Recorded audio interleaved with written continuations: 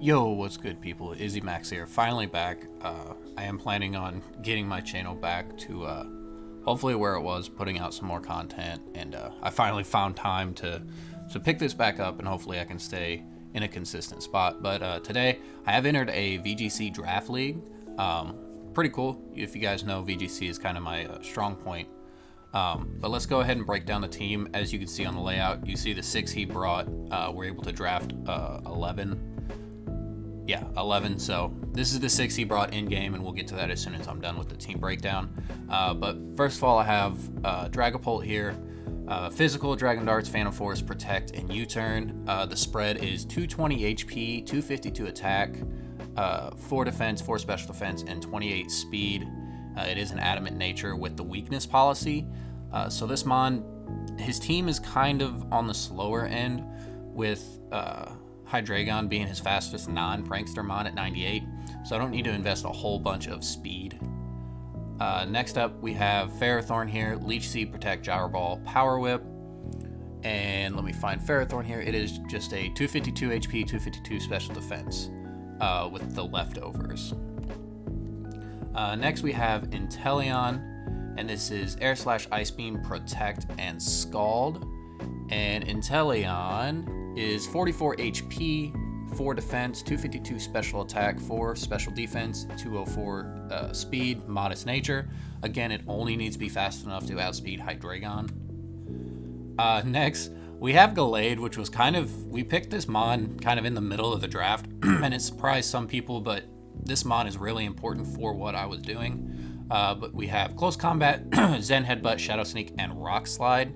This is an Assault Vest set with 244 HP, 76 attack, 4 defense, 4 special defense, and 108 speed.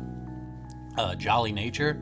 This thing only needed to be faster than Butterfree, and that's where its speed stat kind of hit.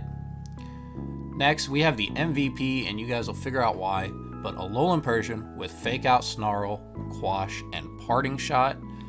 This set is 252 HP, 12 special defense, and 244 speed. Again, to outspeed that Hydreigon, make sure every mon is getting hit by a Snarl and it's not getting outsped. And then lastly, we have Sylveon with Hyper Voice, Protect, Quick Attack, Mystical Fire. It is holding the Pixie Plate, and its EVs are just 252 HP, 252 special attack, and 4 special defense. This team that I drafted is kind of hyper offense with a couple of good support mons and a couple of mons that can hit both on the physical and special side, like Dragapult. So yeah, I'll see y'all in the games. Okay, so here we are in the games. As you guys know, I don't record while I'm playing. It just kind of gets me out of what I'm doing, and I need to be able to concentrate. So we just do post-game breakdowns. But as you see, my opponent here, Shadow Games, there's the 6 he brought, as you see on the layout. There's my 6. Right out the gate, I am expecting him to lead Meowstic Duraludon. And I'm not sure what he's going to have in the back. While we were prepping, me and my front office, we were worried about Scarf Butterfree. That thing would have been a pain. Also, maybe a Scarf Hydreigon, but we were expecting Duraludon to be his max almost every single game. So as you see in game 1, I am going to lead Dragapult Persian with Sylveon, and I think Gallade in the back. What this lead does is it's able for us to get a Fake Out off on the Meowstic, because we were expecting screens and maybe a Thunder Wave, and then we can fake that out, get a big hit on the Duraludon. We have enough HP to live 1, barely, and then be able to maybe hit it again or start snarling and whatnot. But you'll see in the game that it doesn't quite go as planned, and I have to change what I'm doing just because of the fear of Thunder Wave. So here we go, his trainer. He does end up leading off with that Meowstic Duraludon, which is what I was afraid of. just because we can't afford anything to get paralyzed. I don't have enough speed in literally anything to afford for it to be paralyzed. So instead, I was thinking to myself, I could max, but I'm expecting him maybe to go for a max dragon move into my Dragapult because theoretically it should kill, but I am super bulky with a lot of HP. So I do end up just saying, alright, we're just going to fake out the Meowstic and hit it with a strong U-turn. It should take about half, and then we can see where we're at from there. I wasn't expecting him to Steel Spike, as he does Dynamax here, so we do end up calling that correctly. Big boy Duraludon. This thing was actually a huge threat. We struggled to secure KOs on a lot of hits that we had. So that's why we're kind of really relying on this Persian to kind of get us some utility as the fake out comes out. I don't know what he was trying to go for, but I didn't want to mess with it at all. As you do see, we do about half with the fake out and the U-turn. Here, I almost wanted to go into Gallade, but I didn't want it to take just raw hits from the Duraludon. It is Assault Vest, but it's still going to do a lot of damage. So I'm like, I don't think he's going to go for the Steel Spike. I'm just going to go into Sylveon and hope he went for a Dragon move. The Sylveon is full max HP, so it is decently bulky. But he does end up just going for kind of a neutral play and goes for the Max Darkness. In hindsight, I could have went out into Gallade and got the justified boost, but I don't want Gallade taking that much damage this early on because Gallade is actually going to be super pivotal in the late game. Here, I am expecting him to actually just Steel Spike, so I am just going to Protect, trying to waste Duraludon's max turns. This is actually super important because if I can keep Duraludon from doing anything in his max, because we haven't used ours yet, I feel like we could be in a really good position with either maxing Gallade or Dragapult later on in the game. So as you see here, I do just go for the Protect. I know that a max Steel Spike through Protect isn't going to do a whole lot, and I'm just going to start throwing off some Snarls. If this Duraludon starts lowering its special attack, it's gonna be kind of useless in the late game. So I figured, let Persian do what it's gonna do. It does do a decent chunk to the Meowstic, which is surprising. We don't have any investment, and I believe our special attack stats like base 60. As the Steel Spike does end up coming off through the Protect, it doesn't even do a quarter. So that's super good, and the Meowstic I think just set up screens. I kind of missed the play, but here I am going to get out. I need Sylveon just in case he does end up having Hitmontop or Hydreigon in the back.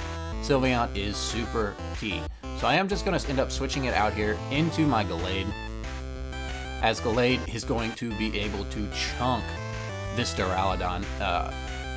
We are expecting it to be AV max special attack because I do have a very specially oriented team with Sylveon, with Inteleon, and potentially a special Dragapult, which we're not. So this is why Gallade is important. It also one-shots Butterfree with Rock Slide and Rotom, as it does get paralyzed, which is kind of unfortunate, but Gallade's not the fastest thing in the world. And with Persian having Quash, we don't need it to be super fast anymore. We just need it to break through paralysis. So here the Meowstic's actually almost dead from the Persian, so the Persian is doing its work, and another Max Steel Spike does end up just coming out into the Gallade slot, not doing too much. We are AV and he is -2. And that's why I didn't want Gallade just taking raw hits straight off the bat. It would have really messed up this kind of middle game that you're going to see here in a little bit. If I'm not mistaken, I do just keep firing off Snarls, and I think I go for a Shadow Sneak on the Meowstic. It's low. This would kill Snarl. I think I just click Snarl for the rest of the game. Persian is super bulky. He's not targeting it down, which I think is a mistake because Persian's doing way more work than any of my offensive mons because you're not able to do anything offensively yourself. So here I thought about parting shot the Duraludon and going back into my Sylveon. But you'll see here that I ended up making the right play. Just shadow sneaking the Meowstic for safety, which ends up breaking the sash on this Butterfree. And Snarl, again, lowering those special attacks even more. Which his team is pretty much all special attackers except the Hitmontop. So Snarl this week was super key. As you see, he does finally start hitting the Persian, as it does a good chunk. Persian's special defense isn't great. Fur Coat makes its defense really well, but nothing to scoff at once you start snarling and getting those special attack stats down. Here I am, Rock Slide. Gimme Rock Slides. I know it'll KO this Butterfree. I need to quash it so I can hopefully keep from falling asleep on the Persian, because the Persian, again, is super important. But this play is kind of unfortunate, kind of lucky in the same hand. As you'll see, we do go for the quash, just because we are paralyzed now and I need Gallade to do something, as we miss the Butterfree with a Rock Slide, but we end up critting the Rotom, which in hindsight doesn't really matter, and you'll see going off through this game that it really didn't. So he activates his berry. Rock Slide is a 3-shot anyway on bulky Rotoms, but here Persian does fall asleep.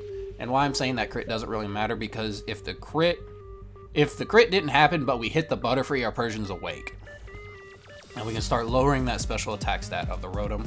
But he can't put my Gallade to sleep, so I'm just going to keep doing the same thing, hoping Persian wakes up, but I know it's not going to be anytime soon. He does have to do 1 turn of guaranteed sleep. So, come on. He's really thinking.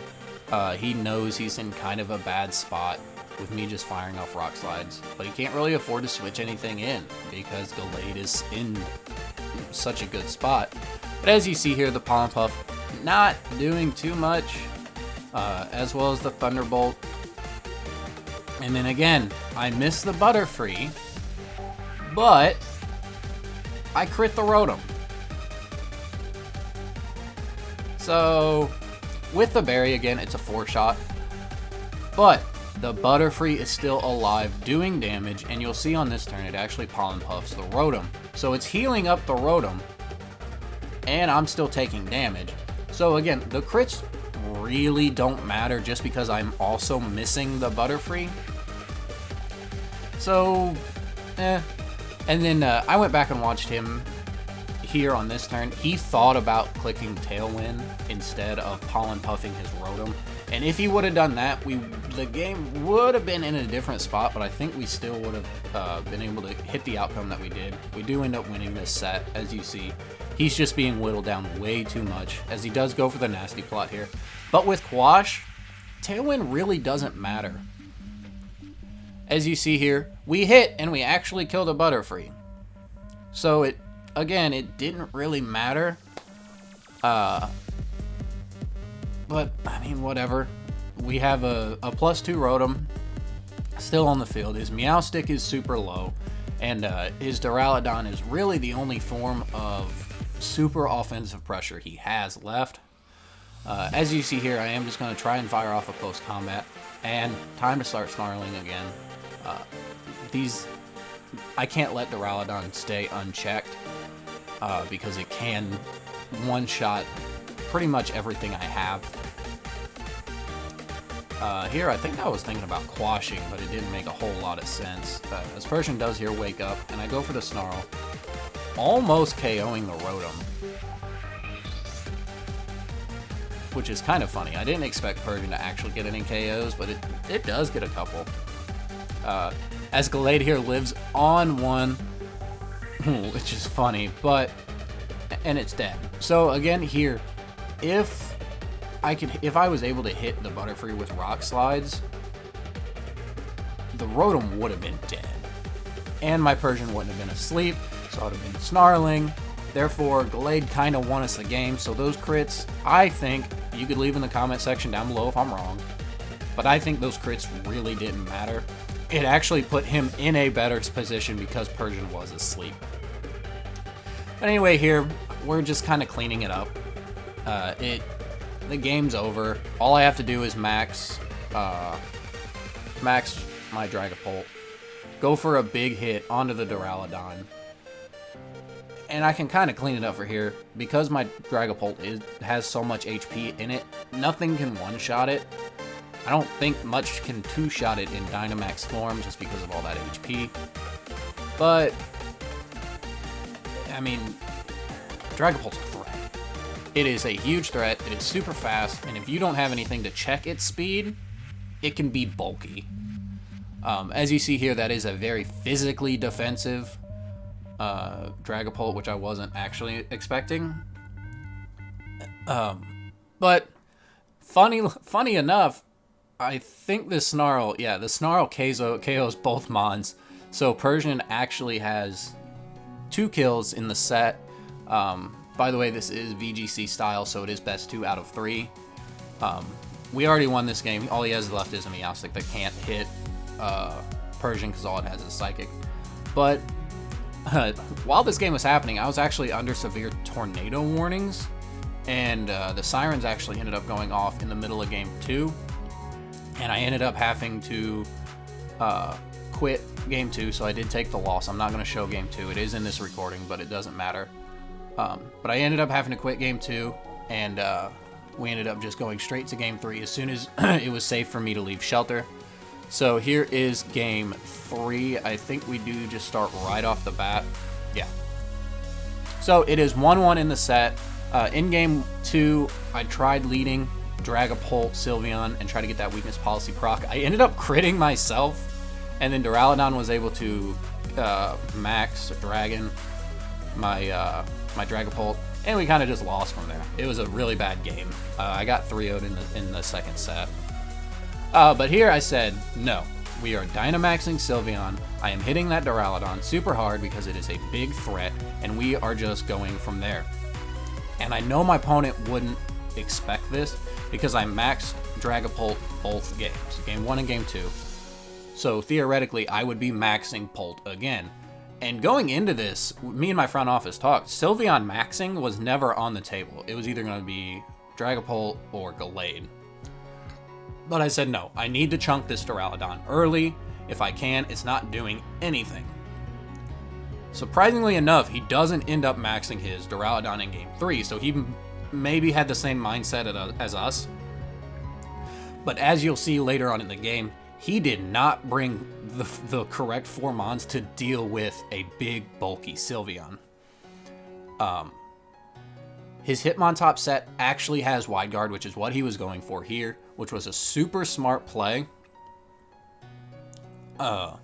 Because I could just start racking off Hyper Voices.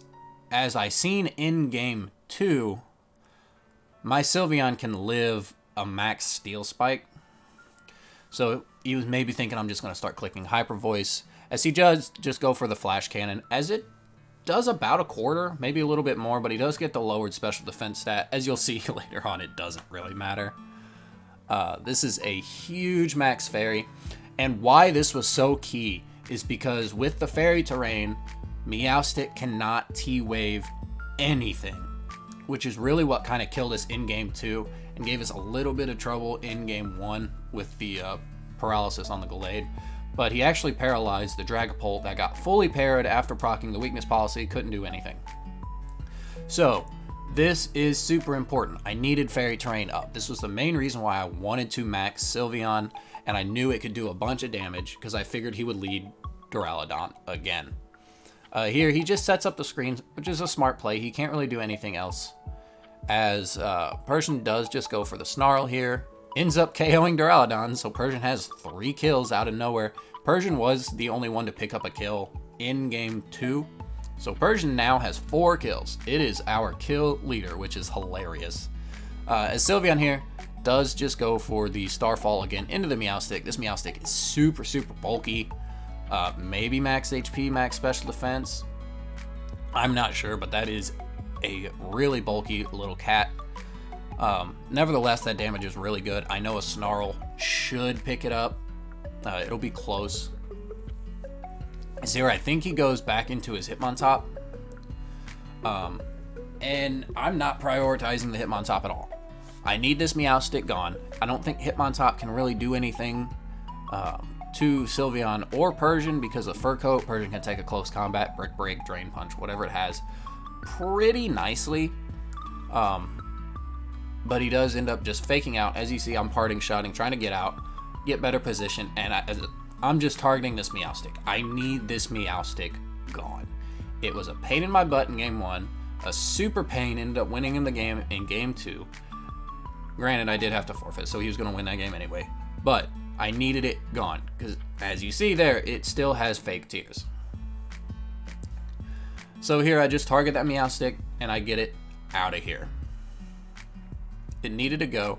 And here's where I wanted to parting shot, because I need fake out just in case. I didn't know at the time that the Hitmontop had Y-Guard, but I had a feeling it could. I know it gets it. It could have it. And Hyper Voice is my main source of offense. This is why I needed the parting shot out, because I would parting shot out, protect the Sylveon, bring Persian back in, be able to quash or fake out or whatever. But it ended up working here. He ended up not clicking Wide Guard, which I later on told him that if he would have, I think the game would have been a lot closer. Overall, I don't think it would have mattered because I do have two huge threats in the back that he really can't touch. In Dragapult and Gallade, who both hit Hydreigon, his main source of offense, super effectively. As you see here, he does end up maxing the Hydreigon. And he's facing a Sylveon with pixelated Hyper Voices, as I do just end up quashing. If you watch, I'll link his channel down below, but if you watch him, he was really not liking the quash there on that play. As the close combat, Persian really didn't care, which was surprising, as I do just proc my Citrus Berry and able to get that health right back up. I might even be able to take another close combat if I need to. As you see here, though, I do end up getting another crit on the Hitmontop, but Hitmontop wasn't living anyway, so that crit didn't matter. I know my opponent was kind of tilted on all the crits I was getting in these games, but in my eyes, none of them actually mattered. You can tell me I'm wrong in the comments down below, but I don't think they did. But nevertheless, he does end up killing my Sylveon. Sylveon did its job perfectly. It did what I was hoping, what I was wishing it would do to save us in this set. And here, I just go into Dragapult, pick up the final kill. I know there's no way I can lose this at this point in time. I still have Quash. My Dragapult hits super hard. So if some reason Dragapult dies or doesn't secure this with Dragon Darts, I can just go into Gallade, click Quash, click Close Combat, GG, game over. So as you'll see here, I do end up winning. This was a super, super fun game. Drafting VGC is a little bit different than me actually playing VGC. As you guys know, I did go to Collinsville, finished 6-3. Pretty impressive for my first showing. VGC season's dead, however, but this is a lot different and makes me think a lot more. Go ahead and pause that. Ignore the name. It's just what Elgato gives it.